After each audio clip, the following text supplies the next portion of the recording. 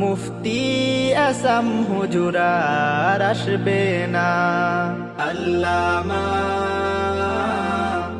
মুফতি আসাম হুজুর আর আসবে না।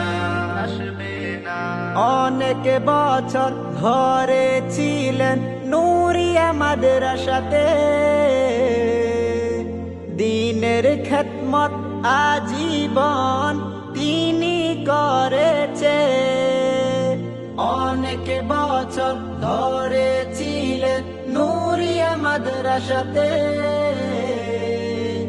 দ্বীনের খেদমত আজীবন তিনি করেছে। তোমার কথা আমরা তো আর, তোমার কথা আমরা তো আর ভুলতে পারবো না।